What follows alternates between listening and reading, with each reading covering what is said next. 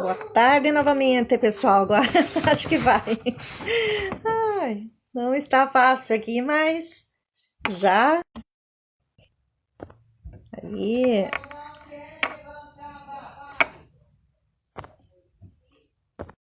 Agora vai, né, doutora Patrícia?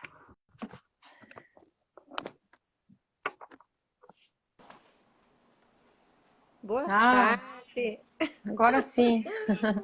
Eu já estava achando que nós estava com quebrante. É verdade. A gente não acredita nisso, né? Mas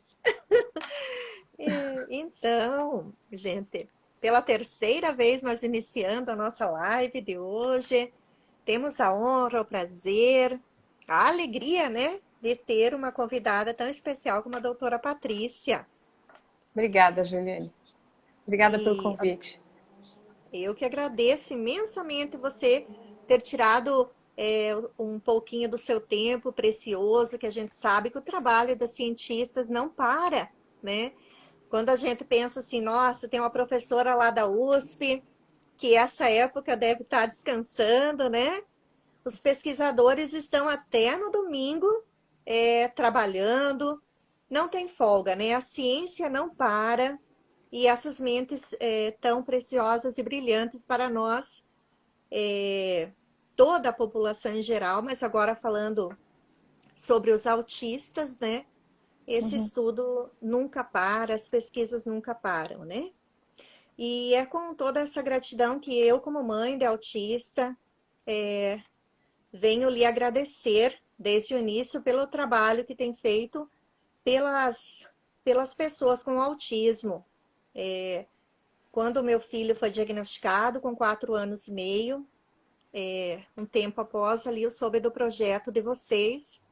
Entrei em contato, naquela época vocês enviavam o kit Uhum. e a gente, o primeiro dentinho do João Paulo que caiu, eu consegui mandar para vocês e ficar lá no estoque, né? Que tem muitos dentinhos lá aguardando para que alguma pessoa tenha a oportunidade de estar pesquisando, né, a polpinha dele.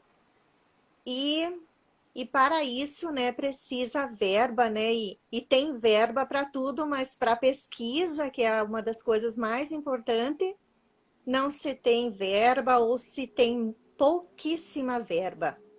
Então, iniciando a nossa live, agradecendo a participação da doutora Patrícia, vamos pedir assim que você se apresente um pouquinho, né, Uhum. para as pessoas que estão aí ansiosas por te ouvir falar e para as pessoas que ainda não tiveram a oportunidade de te conhecer, né? Hoje temos esse nome carinhoso da nossa fada do dente, né? Por trabalhar como pesquisadora no projeto A Fada do Dente. Mas se apresente, então, assim, de forma mais pessoal, como se deu o início das suas pesquisas na área do autismo para nós. Tá bom. Então, eu acho que eu gostava de ciência desde muito pequena, né? Eu me lembro que eu ganhei um microscópio quando eu tinha 8 anos de idade. E aí eu já descobri um micro-universo e me trouxe para a ciência. Não ia ter outro jeito. Eu ia ter que seguir essa área, né? Então eu fiz biologia e durante o curso, né, durante a graduação, eu acabei tendo contato com algumas áreas que me chamaram a atenção e acabaram me levando a descobrir um outro universo dentro do corpo humano, né? Porque a gente costuma pensar que tem o espaço, que é um ambiente que a gente ainda não consegue, não tem completamente explorado, tem um outro ambiente que é o fundo do mar, enfim, tem muita coisa que a gente acha interessante, mas que a gente não tem ainda chance de explorar completamente, né? Mas a gente esquece do corpo humano, com tantas perguntas, né? É um universo completamente inexplorado ainda, tem muita coisa que a gente não sabe, né? E justamente por causa disso, né, tem tanta gente fazendo ciência de qualidade e hoje em dia cada vez mais as ferramentas estão aparecendo para a gente pesquisar tecidos que antes a gente não conseguia pesquisar, como é o caso do cérebro, por exemplo, né? Então, o meu grupo já está trabalhando com autismo há mais de 10 anos, né?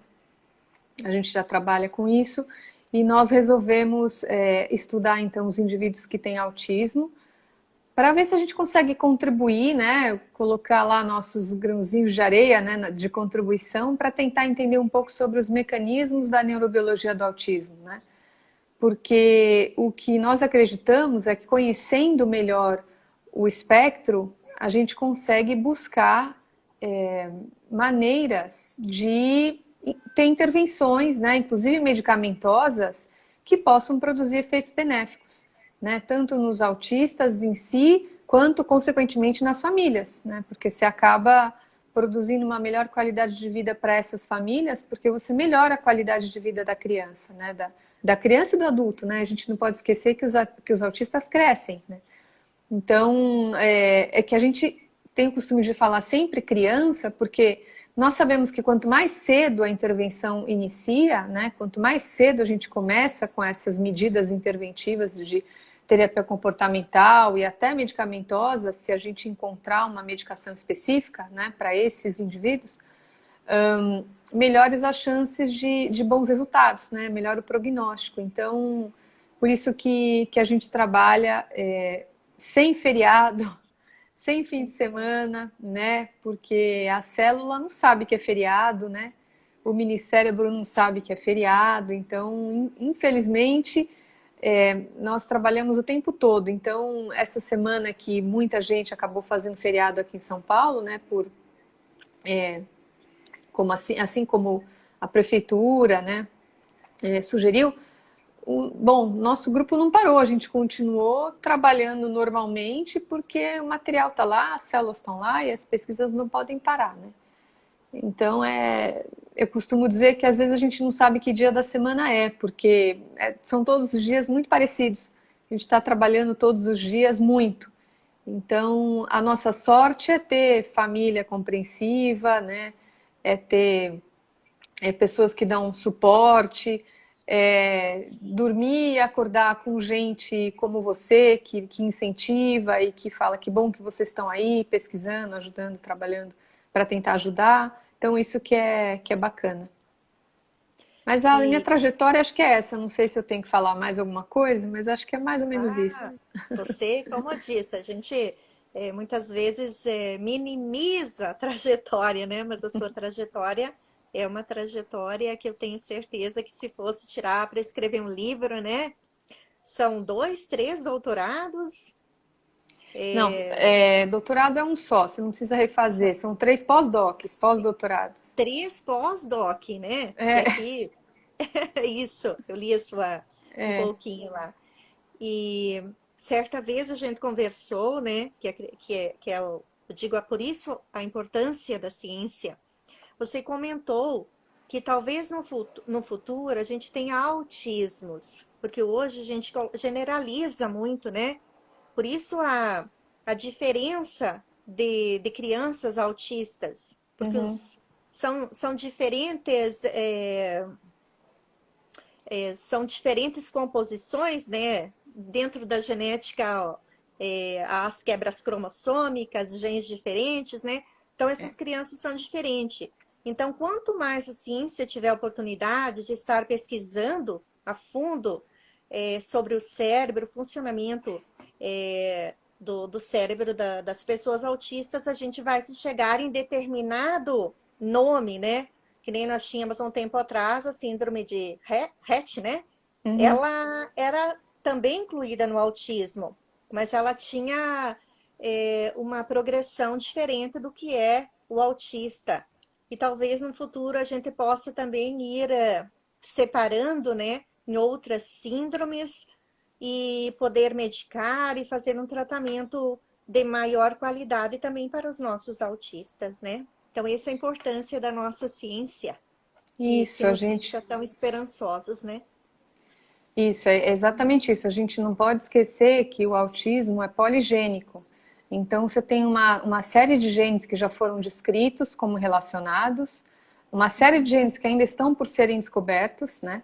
Mas, por ser poligênico, os indivíduos são muito diferentes. Imagina uma combinação, uma sopa de letrinhas diferentes, e é por isso que cada indivíduo tem uma característica clínica um pouco diferente do outro. Então, como a gente gosta de dizer, a gente não tem um autismo, a gente tem os autismos, né?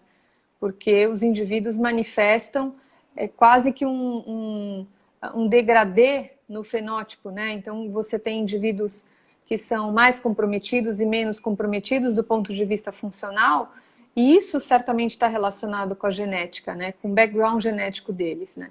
E também a gente não pode esquecer que existem fatores ambientais relacionados, né?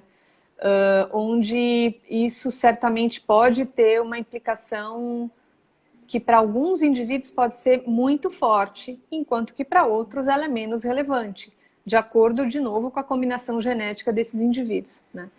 Então, entender melhor qual que é a genética do autismo que nós temos nos indivíduos que moram aqui no Brasil, nos nossos autistas, nos brasileiros. Provavelmente ela é muito parecida com o que a gente encontra na Europa e nos Estados Unidos, que é onde existem os maiores estudos, os consórcios de mapeamento genético. Então, eu acredito que seja muito parecida, considerando a nossa, a nossa ancestralidade, né? Mas mesmo assim, é uma questão que vale a pena ser estudada. Existem já estudos, mas vale a pena fazer um banco grande aqui, né? Ter estudos mais robustos, porque nós temos características genéticas próprias, né, aqui no Brasil também. Então a gente precisa ver isso e precisa considerar, né, os fatores ambientais que nós temos no Brasil. A gente mora num país tropical, né, tem muitas infecções, tem muito mosquito, enfim, tem patógenos que a gente ainda nem conhece, podem infectar a mãe, tem poluentes, tem uma série de coisas que podem ser diferentes de outros países. Então, é preciso considerar as duas coisas e é provável que todo esse apanhado de fatores genéticos e combinados com fatores ambientais sejam responsáveis pelos diversos fenótipos que a gente vê. Então, por isso que é muito importante entender que cada autista é único, muito embora eles possam apresentar características comuns, né, de fenótipo clínico, em graus diferentes, como a gente mencionou, mas que uma vez que a gente vai cada vez entendendo um pouco mais sobre isso e que a gente vai estudando não apenas os genes, mas as vias genéticas, né? A gente chama isso de via mesmo, de caminho, é como se fosse um rio. Então, aonde que esse rio está alterado? E esse rio leva aonde? Então, essas vias alteradas vão nos ajudar a explicar por que esses indivíduos têm determinados fenótipos e o que a gente pode fazer para ter uma intervenção de sucesso, né? Uma pergunta, assim, um tanto pessoal, mas eu não posso deixar de aproveitar, né, essa live. Que nem na minha família, né? Nós temos o João Paulo, que ele tem autismo, e ele tem, seriam duas quebras genéticas, né? Uma quebra genética, duas já é, mas ela tem duas mutações ali diferentes. A mesma mutação que ele tem, eu tenho, e a minha outra filha tem. Isso nos afetou de forma diferente. Então, a explicação também, é claro que cada pessoa é única, mas alguma explicação mais razoável para João Paulo ele ter ficado mais comprometido, no caso do que eu e a outra filha que também tem a mesma quebra cromossômica? Então, várias explicações, né? E vários estudos poderiam ser feitos. Por exemplo, essa alteração genética que você tem, né, que a sua filha tem e que ele tem, não necessariamente é uma alteração patogênica. Ela pode ser uma alteração que tem um significado clínico desconhecido ainda, porque ainda não se tem muitos estudos em cima dessa alteração que o seu filho carrega, e, portanto, a gente não pode associar diretamente com um fenótipo clínico. Então, pode ser uma alteração de significância clínica pequena, né? Então, pode não ser o gene-alvo, né? Vamos imaginar agora que é o gene-alvo, né? Se for o gene-alvo, a gente não pode esquecer que é um gene dentre tantos outros que você e sua filha têm.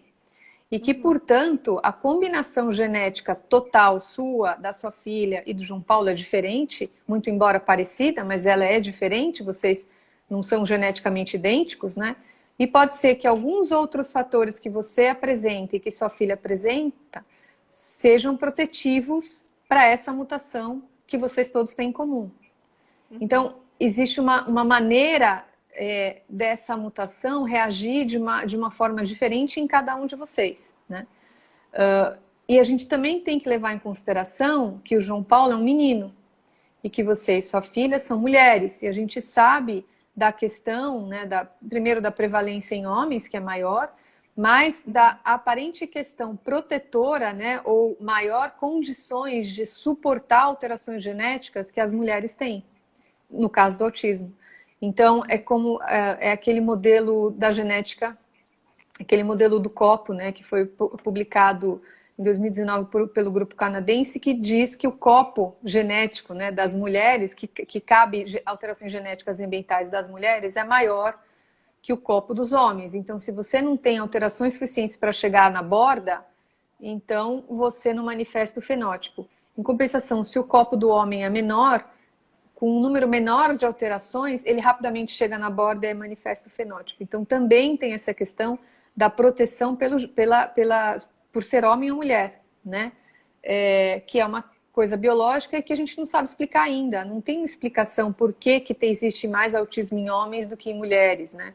Se muitas vezes esse gene não está ligado no cromossomo X, que isso poderia explicar facilmente. O homem, ele é hemizigoto para o X, ele só tem um X. E as mulheres têm 2X. Então, as mulheres são nem homozigotas, mas elas têm 2X, né? Então, o homem é hemizigoto para determinado gene que está no cromossomo X, porque ele só tem um X. Então, essa é uma questão também importante da gente considerar, né? Não dá para a gente dizer o porquê agora, né? Mas um estudo genético mais abrangente do seu filho, eventualmente de você, da sua filha e do seu marido também, porque é importante para o menino, para o seu filho é importante o trio, né? Então, o pai, a mãe e a criança. Isso ajudaria a sustentar que as alterações encontradas no seu filho podem ser de fato importantes, patogênicas ou não. Então, teria que ser feito um estudo do trio, é o ideal. O ideal. Aqui em casa a gente costuma brincar que o único que é diferente é ele. Então, além do estudo sobre o autismo, entrando assim um pouquinho mais, o trabalho de vocês, ele foi muito importante também para o Zika, né? Uhum. E hoje também a USP, ela está à frente dos estudos com o coronavírus também, né? Então, a pesquisa é algo assim que precisa ser incentivado, precisa ser levado para a sociedade, para que já que o governo muitas vezes não faça a sua parte, né? A sociedade possa de alguma forma colaborar. Então, por isso, hoje foi lançado, né, inclusive um videozinho, né, muito, muito fofo, né, sobre a fada do dente, sobre como é feito assim, através de uma linguagem muito simples, sobre o trabalho de vocês, que a gente também pretende divulgar junto à sociedade, né, para que veja o trabalho das nossas cientistas como algo de muito valor, porque nós, pais de autistas, não é falta de vontade, acredito, falta de chegar até essas famílias, como poder colaborar, porque o filho é o que nós temos de mais precioso. Então, precisamos que chegue até essas famílias o trabalho de vocês e de que forma colaborar. E então, nesse momento também eu peço assim que você fale um pouquinho sobre como é feito o trabalho dentro do Fada do Dente, né? Uhum. E depois a gente também vê de que forma as pessoas podem entrar em contato e também estar colaborando com a pesquisa brasileira e principalmente dar esse passo à frente para estar ajudando as nossas cientistas ter condições de trabalhar, né? E chegar em algo para poder ajudar nossos filhos. Olha, Juliane, hoje em dia aqui no Brasil falta tudo. Falta dinheiro para comprar insumos, falta dinheiro para pagar estudantes que fazem pós-graduação, porque são eles que tocam o projeto, não sou eu não, são os estudantes que tocam o projeto, que vão lá, que mexem nas células, né? São eles que muitas vezes acabam até trazendo ideias para nós, vamos fazer assim, vamos fazer assado. Então, assim, é muito triste ver o que está acontecendo com a ciência no Brasil hoje, né? Tudo aqui no Brasil é muito difícil. Pra você ter uma ideia, a competição da ciência aqui e a competição da ciência que ocorre nos Estados Unidos e na Europa, né? Mas principalmente nos Estados Unidos, por exemplo, se aqui acaba um reagente para mim, eu preciso daquele reagente, eu vou ter que esperar um mês, 40 dias para receber aquele reagente. Enquanto que nos Estados Unidos, ele chega do dia para o outro. Por quê? Porque as empresas de biotecnologia estão principalmente nos Estados Unidos e na Europa.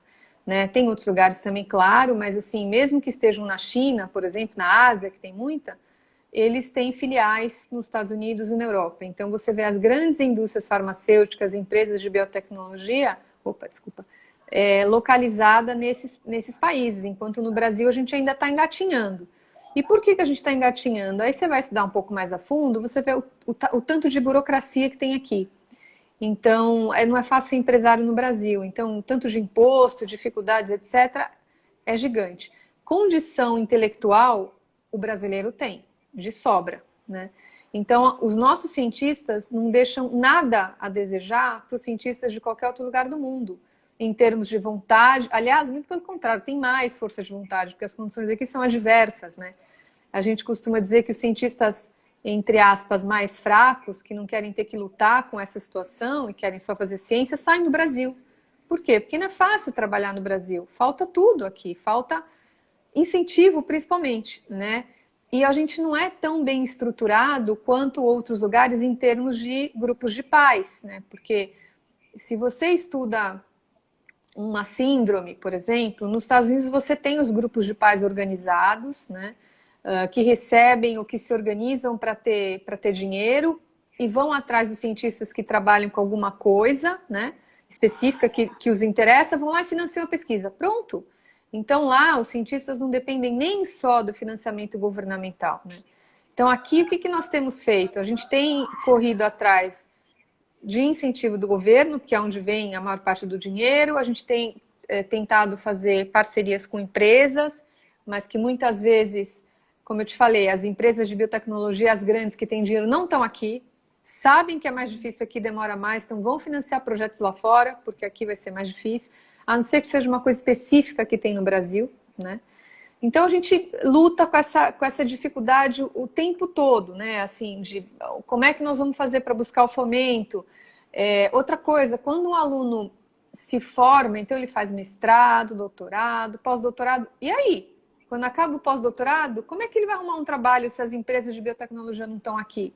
Então também esses estudantes, que não são mais estudantes, que são cientistas, ultra bem formados, com uma alta capacidade de resolução, que poderiam contribuir demais para o país, né? Não acham abrigo aqui para o trabalho. Então, de novo, ficam batendo cabeça e outra vez vão embora. Então, tem toda essa questão que a gente tem que lutar. Então, pensando nisso tudo, a gente criou o Fada do Dente, né? Então, o Fada do Dente é uma ONG voltada para a pesquisa de autismo no Brasil, é a primeira ONG voltada só para pesquisa. A gente não faz atendimento, a gente não tem nada a não ser a pesquisa. Então, o que nós fazemos a ideia seria fomentar pesquisas de autismo no Brasil. Para isso, nós criamos isso, até conseguimos um status de OCIP, né, que é uma organização governamental não governamental de interesse público, né? Nós conseguimos esse status para justamente tentar aplicar para outros fomentos que o governo dá e que em outra categoria você não consegue, né?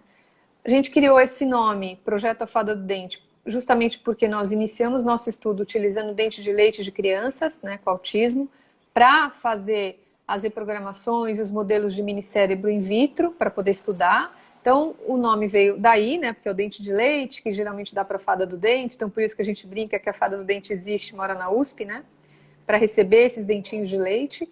E aí a nossa ideia é um dia conseguir chamar a atenção de grupos de pais, do governo, de quem quer que seja, para conseguir fomento, né? Então teve uma ideia de campanha que nós tivemos há um tempo atrás, que nós não fizemos porque a gente não tem gente para trabalhar, né? Esse vídeo bonitinho que você viu foi uma aluna muito especial que fez, mas por iniciativa dela, né? Então, veja, a gente não tem uma equipe ou pessoas que nos ajudem, nós não temos nada, nós temos os alunos que vêm e vão, justamente porque eu não consigo, depois de um determinado número de passos que eles deram, eu não tenho como continuar brigando do ponto de vista financeiro. Se eles quiserem trabalhar comigo de graça para o resto da vida, tá ótimo, mas não dá, né? Ninguém pode fazer isso, né? Seria muito bom se a gente pudesse fazer o que quisesse e não precisasse comer nada, mas não é assim. Então, o que a gente tem é algumas pessoas que ajudam eventualmente. Então, a gente quis lançar uma campanha um tempo atrás, que eu não lancei ainda, que era R$ 1 por ano de cada indivíduo, de cada família de indivíduos com autismo no Brasil. Por quê? Porque se é 1% da população mundial que tem autismo, a gente não sabe esse número exato no Brasil, mas a gente tende a imaginar que é 1% também. Pode até ser mais, não acredito que seja menos. E se isso é verdade, a gente tem cerca de 2 milhões de famílias com autismo no Brasil. Se cada uma doasse R$ 1, a gente teria 2 milhões por ano para pesquisa, o que é bastante, é muita coisa, né? Uma vez eu falei isso num congresso e aí alguém virou para mim e falou assim: nossa, mas tem famílias que não têm R$ 1 para dar por mês. Eu falei assim: mas não é por mês, é por ano. Aí a pessoa falou assim: puxa, por ano dá menos de 10 centavos por mês, né? Eu acho que a gente teria R$ 1 por ano, né? Para doar. Claro, quem tivesse para doar mais, poderia doar mais.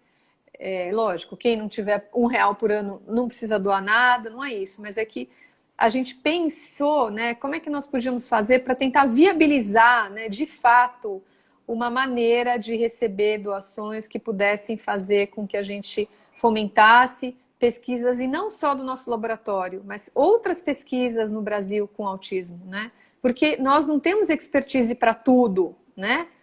Mas existem outros grupos que olham para outras coisas e juntando todas essas informações a gente pode, de fato, avançar e ir adiante, né? E produzir, de fato, conhecimento, enfim, e fornecer instrumentos para as pessoas para as famílias e para as pessoas que tratam de indivíduos com autismo, né? Para que isso seja mais produtivo. Então, a minha ideia era essa, né? Por isso que a gente criou o Fada do Dente. Mas a gente precisa de ajuda, Juliane, não só financeira, mas não financeira também, de pessoas que tenham vontade de ajudar. Então, olha, eu vou ajudar vocês a divulgar não sei aonde, ótimo, bem-vindo. Olha, eu estou desesperada precisando de um contador. A gente precisa de um contador para verificar, porque a gente tem CNPJ, então a gente precisa saber o que a gente faz quando a gente compra uma coisa, essa nota faz o quê? Coisas que eu não sei, né? Então a gente precisa de ajuda, né? De as mais diversas possíveis, então não só financeiro. A gente precisa de Voluntariado, né? voluntariado e as pessoas não vão nem Voluntário. gastar muito do tempo delas, mas qualquer ajuda vai ser bem-vinda. Porque, olha, quem responde nosso contato, a gente tem um site que eu pago com o meu bolso, assim, a gente brinca que é a Fundação Beltrão Braga para o Progresso da Ciência no laboratório. Muitas vezes a gente tira dinheiro do bolso e eu brinco assim, que é a Fundação Beltrão Braga. Mas a gente, qualquer ajuda que vier, né, vai ser muito bem-vinda no sentido de dividir as tarefas, porque são os alunos que respondem o site, os e-mails, publicam no Facebook, no Instagram, etc, etc, né? Sabem mexer melhor que eu, com certeza. Mas veja, tem que fazer isso ao mesmo tempo que faz todas as outras coisas, que faz a pesquisa, que faz, escreve relatório, assiste aula, vai em palestra, dá palestra. Então é muita coisa, de fato, muita coisa para esses alunos fazerem. Então a gente precisa de ajuda. Eu preciso dar um oi, Então, tem tanta gente legal que eu tô vendo que entrou aí. A Graciela, que me ajudou a fundar o Fada desde o comecinho, olha, ela acabou de entrar. Um beijo, Gra. Meu irmão entrou também, tem uma outra amiga que sempre entra, que é a Érica. Eu vi algumas pessoas aí que eu consegui ler que estão entrando, e um beijo para vocês. E tem uma E aluna também bem especial para nós duas que está assistindo também, que é a sua filha. Ela é minha aluna, né? é muito orgulhosa, né, realizar esse sonho de poder ter uma orientadora como você, né? Uhum. E a gente nem fala dela, porque senão mãe começa a babar, né?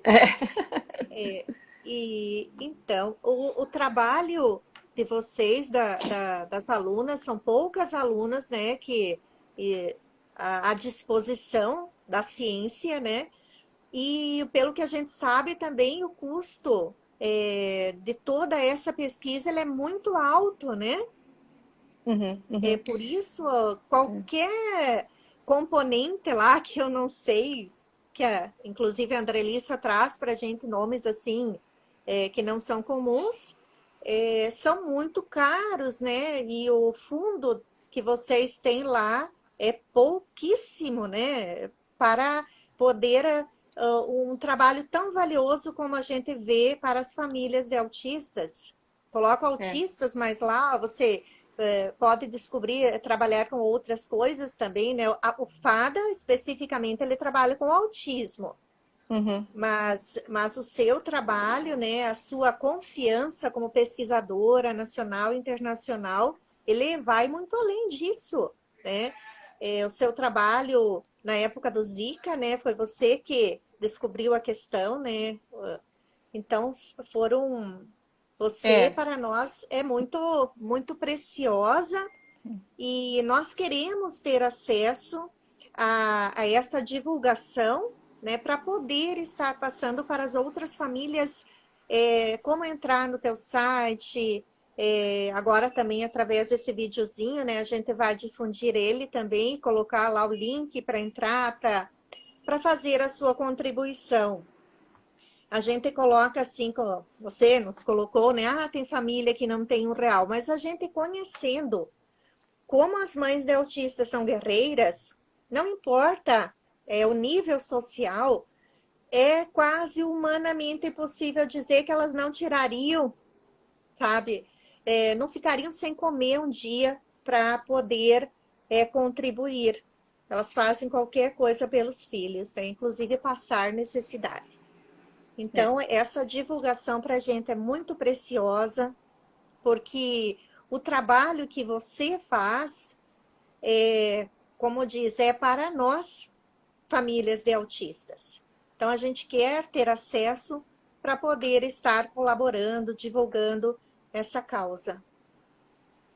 Obrigada, Juliane. Mas assim, lembrando que eu não fiz nada sozinha, né? Eu fiz porque nós temos um grupo principalmente de estudantes, a gente precisa valorizar os nossos estudantes. Eu tenho um grupo de estudantes muito engajados, né? A maior parte do laboratório é de mulheres, né? A gente só tem um homem no laboratório hoje, mas não sei por quê, enfim, poderia ter mais meninos também, não tem problema nenhum. Mas, inclusive, é importante dizer isso, né? Que a gente tem muitas cientistas excelentes no Brasil, mulheres, né? Então, que estão lá sem se preocupar que é feriado, que horas do dia, que horas da noite. Elas estão lá tocando a pesquisa, né? Eu tô só lá de maestro, né? Mas quem vai lá e toca o instrumento são elas. Então, eu acho que a gente precisa valorizar muito os nossos estudantes aqui no Brasil, né? Porque eles de fato têm uma importância fundamental. Sem eles eu não vou fazer nada. Claro que eles precisam de mim, mas eu sem eles também não faria nada. Então eu acho que né, que você disse, você descobriu, né, o Zika, tal. Eu acho que não sou eu, foi um grupo né, eu posso ter liderado, mas um grupo de estudantes trabalharam de noite para a gente rapidamente responder que era o Zika, que era o causador da microcefalia, né? Foram eles que fizeram o trabalho durante o dia e durante a noite. Eu posso ter dito como fazer, o que fazer, vamos por aqui, por ali, mas é importante a gente valorizar o trabalho desses jovens, desses meninos, porque olha só, a bolsa é muito pouca. O que eles ganham por mês para sobreviver, para pagar um aluguel, para comer, é muito pouco, né? Não é um salário, é uma bolsa, né? Que de fato, se a pessoa e não tem muita força de vontade, não está muito afim de fazer aquilo, não tem muita paixão por aquilo, ela desiste. ela pode ganhar muito mais num emprego qualquer que ela fizer do que fazendo uma pós-graduação, né? Então, eu não acho que é pelo título, né? Não vai lá porque eu quero um título de mestre ou de doutor. Eu acho que é a paixão que move os cientistas no mundo inteiro, né? E eu faço questão de que seja isso que move os meus alunos, os meus estudantes. Então, eu até quando eu faço a entrevista, eu falo, quero ver o olho brilhar. Se brilhar, vem para mim. Se não Se brilhar, brilhar. não vem, porque É, tem que brilhar, tem né? que Tem que ter, achar que é né? a coisa mais legal do mundo, né? Pode até não ser, mas É, tem que achar que é. Então é é, isso, acho que a gente precisa valorizar o nosso estudante, sabe? Porque sem eles a gente não faz nada, viu? é. Isso é muito importante. Eu, eu posso dizer assim que É. muito valiosa, muito especial sua colaboração no dia de hoje, né, que é o Dia Mundial da Conscientização do Autismo. E temos aí a doutora Graciela, né? Ela chegou a ser sua aluna? Sim, ela foi a primeira Foi? pessoa que trabalhou no Fada do Dente. Ela começou comigo quando a gente começou a história do Fada. Foi a primeira pessoa que começou no Fada do Dente comigo, foi a Graciela. Sim. E hoje ela está na Tismo, né? Também um centro muito importante. Não que a Graciela também era para ser uma das minhas convidadas aí, mas eu não Uhum. consegui tempo, né? Assim, para. Estou numa nova fase aqui da vida minha e eu estou sem tempo, então nesse momento eu optei por você. E essa sua valorização com os estudantes, né? Super importante, a gente sabe, né? Que precisamos de uma liderança, né, com o potencial que você tem. E, e me lembrou também, assim, de um ditado, né, que para a gente se abaixar precisa ser grande. Então, nesse sentido, eu vejo você como uma grande cientista no momento que você valoriza os pequenos, essas pequenas mentes que estão ali, tendo você de mentora, né? E fechamos então. Não sei se você tem mais algo nesse momento, né, para nós não deixarmos a nossa live de hoje, assim que estamos ainda, de certa forma, aprendendo, né, muito longa. E agradeço imensamente a sua participação, né, o Uhum. trabalho maravilhoso que você tem feito pelos nossos autistas. E muito obrigada mesmo. Vamos fazer o possível, né, para estar levando essa divulgação do projeto A Fada do Dente, que sempre foi nossa vontade de divulgar ao máximo para as famílias, para que realmente a gente tenha oportunidade de que cada vez mais e mais autistas possam ter uma oportunidade na vida. E seus familiares também, né? Porque os familiares sofrem junto. É Então, um verdade. grande abraço e muito obrigada. Muito obrigada, agradeço, viu, Juliane? Eu estou à disposição aí para o que vocês precisarem e também pedindo ajuda. É Quando a isso. gente, todo mundo que puder ajudar, o que puder ajudar, a gente está sempre super aberto assim para iniciativas boas. A gente sabe que as pessoas não têm muito tempo hoje, né? Tá tudo muito difícil, mas enfim, a gente conta aí com pessoas como você e quem mais puder nos ajudar a divulgar o projeto, né? Quem sabe a gente cada vez aumenta esse alcance e aí acha pessoas que tenham mais tempo para se voluntariar, né? Porque eu sei que também para as mães não é fácil, né? Porque já cuidar de uma pessoa neurotípica já não é fácil, de alguém que não é neurotípico ainda requer um pouco mais de atenção, né?